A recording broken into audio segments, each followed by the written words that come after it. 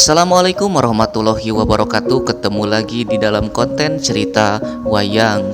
Terima kasih kepada teman-teman yang sudah mengklik video ini dan selalu menunggu konten terbaru di channel ini. Terima kasih juga kepada teman-teman yang selalu mendukung channel ini dengan mengklik tombol like, subscribe, serta komen, dan bagikan video ini sebanyak-banyaknya.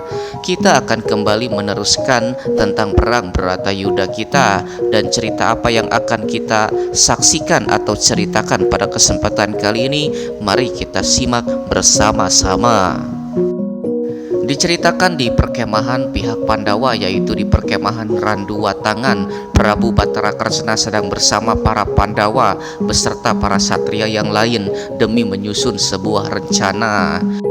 Menurut informasi yang didapatkan oleh Prabu Bathara Kresna, peperangan di hari esok di pihak Kurawa akan langsung dipimpin oleh Prabu Duryudana.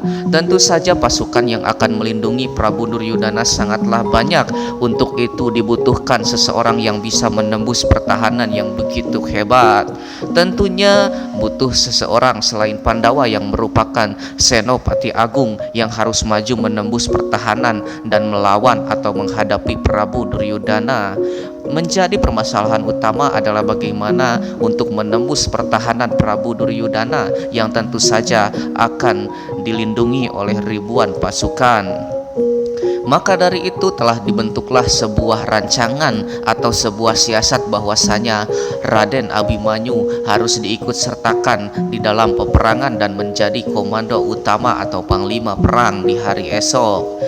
Tentu saja Raden Arjuna dan Arya Bima akan menjadi pendamping dan pengawal Raden Abimanyu di sisi kiri dan kanannya, serta Raden Gatotkaca akan mengawasi Raden Abimanyu dan menghadapi di bagian belakang. Begitulah informasi serta siasat yang sudah dirancang oleh Prabu Bathara Kresna beserta Raden Trestajumena sebagaimana seorang panglima tertinggi. Tentu saja pada mulanya dengan majunya Raden Abimanyu tentu saja mendapatkan penolakan dari Raden Arjuna dan Raden Bima. Arjuna dan Bima menolak untuk memajukan Raden Abimanyu sebagai panglima dan menghadapi Prabu Duryudana. Mereka berdua tidak sampai hati dan tidak tega apabila harus mengorbankan Raden Abimanyu. Namun ketika ditanya, Raden Abimanyu sudah siap untuk menghadapi semua itu, dan Prabu Bathara Kresna menegaskan bahwa ini adalah sebuah kewajiban bagi seorang satria demi membela negaranya. Dikatakan seperti itu, Bima dan Arjuna tidak berdaya dan hanya bisa menyetujuinya. Namun atas beberapa persyaratan kemudian Raden Arjuna pun mewariskan senjata Pulang Geni. Senjata Pulang Geni adalah merupakan andalan daripada Raden Arjuna yang merupakan sebuah keris pusaka yang diwariskan akhirnya kepada Raden Abimanyu. Sementara Bima menitipkan keselamatan Raden Abimanyu kepada anaknya, yaitu Raden Gatotkaca yang berada di bagian belakang pasukan. Sedangkan tentu saja Bima dan Arjuna akan selalu senantiasa menghapit Raden Abimanyu dan melindunginya dari sisi kiri dan kanan pasukan. Dan setelah berdiskusi, mereka pun segera kembali ke tempat mereka masing-masing demi mempersiapkan peperangan di hari esok. Di keesokan harinya peperangan pun kembali dimulai dan Raden Abimanyu berada di depan pasukan. Raden Abimanyu membabi buta, merentangkan dan menembakkan panah-panahnya ke pasukan para Kurawa. Kesaktian Raden Abimanyu bukanlah main-main, yang setara dan hampir sama dengan ayahnya yaitu Raden Arjuna. Banyak sekali para pasukan yang tumbang dan tidak berdaya melawan Raden Abimanyu dengan tembakan panah-panah pusakanya.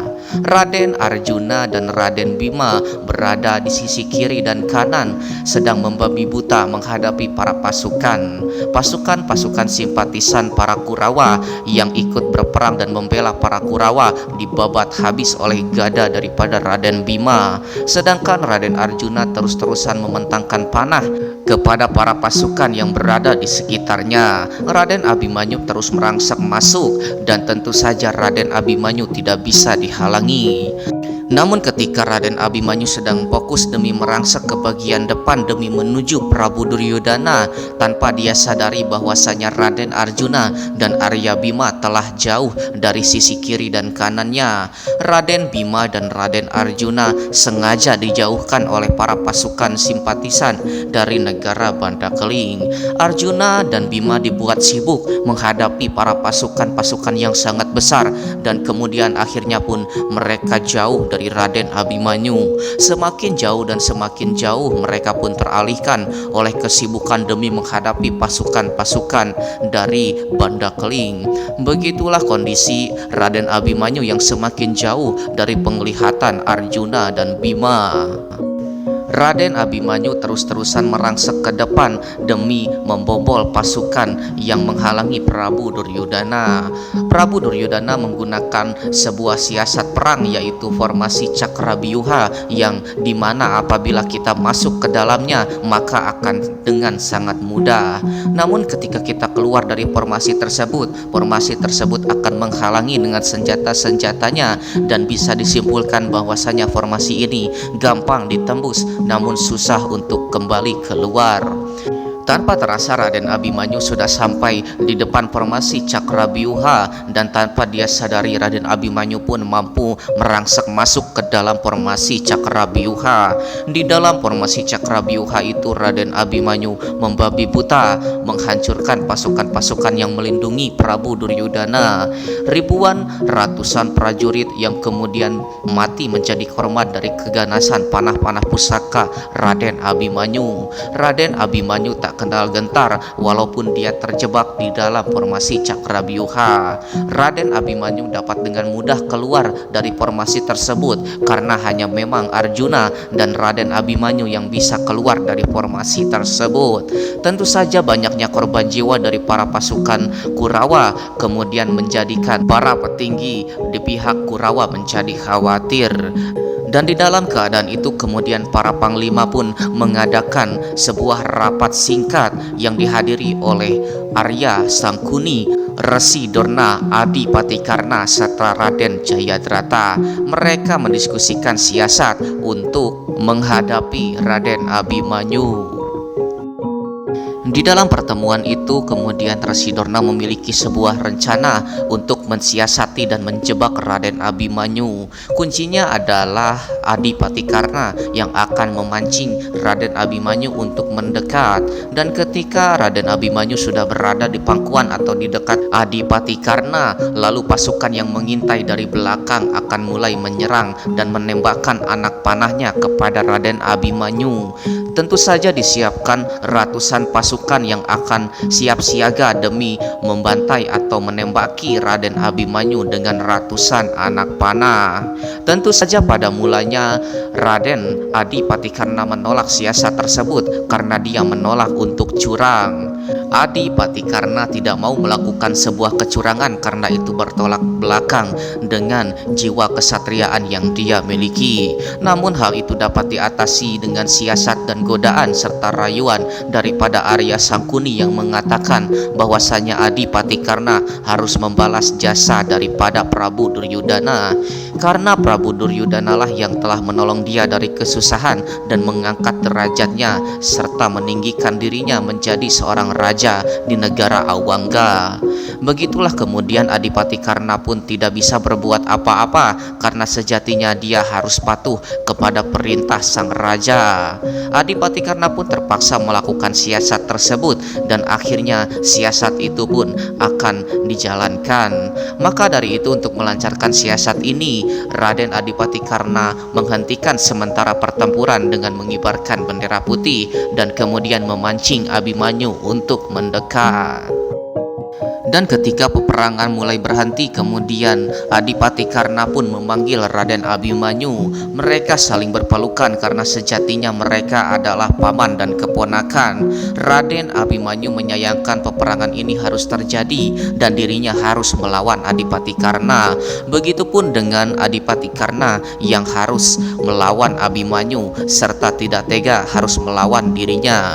Kemudian tanpa dia sadari bahwa ribuan pasukan sudah berada di belakang Raden Abimanyu bersembunyi dan menunggu sebuah komando, dan diperintahkan oleh Arya Sangkuni. Kemudian anak panah pun menancap di punggung Abimanyu. Abimanyu pun kemudian segera sadar bahwa ini hanyalah sebuah siasat, dan kemudian tanpa bersiap dan memiliki waktu yang tepat, kemudian Raden Abimanyu pun diberondong oleh ratusan anak panah. Anak panah yang datang langsung menancap di seluruh sekujur bagian tubuh Raden Abimanyu, dan tidak ada satupun bagian tubuh Raden Abimanyu yang terlewatkan demi tertusuk anak panah. Peristiwa yang menimpa Raden Abimanyu tentu saja ada kaitannya dengan sumpah Abimanyu. Abimanyu pernah bersumpah kepada Dewi Utari bahwasanya dia belum pernah menikah dan masih bujangan, serta apabila dia bohong, dia rela dihujani dan ditusuk oleh ratusan anak panah. Padahal sesungguhnya Raden Abimanyu sudah memiliki istri dan Dewi Utari tidak mengetahuinya. Dan akhirnya kebohongan Raden Abimanyu itu pun diganjar dengan dirinya yang tertusuk oleh ratusan panah di perang Bratayuda. Di tengah-tengah Raden Abimanyu yang sedang merasakan kesakitan, tiba-tiba datanglah Lesmana Mandrakomara. Mandrakomara adalah anak atau putra mahkota daripada Prabu Duryudana yang akan membunuh Raden Abimanyu. Raden Abimanyu yang sudah tidak berdaya ditusukkan sebuah keris kepada tubuhnya. Namun Raden Abimanyu tetap bertahan dan tidak langsung mati oleh tusukan dan tikaman keris daripada Raden Mandrakomara. Namun sebaliknya Raden Abimanyu pun teringat akan keris yang diwariskan oleh ayahnya, yaitu Raden Arjuna.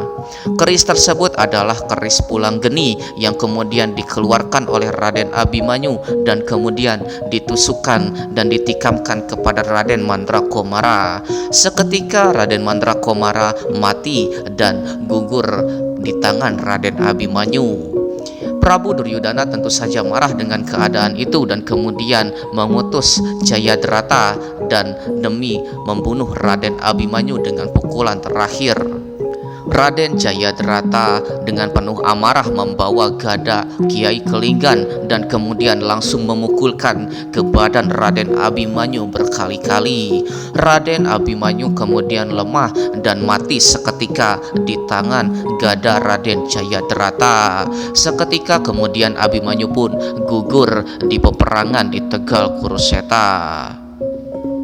Kematian Raden Abimanyu tentu saja menggemparkan seisi Tegal Kuruseta yang ikut menyaksikan betapa tragisnya kematian daripada Raden Abimanyu.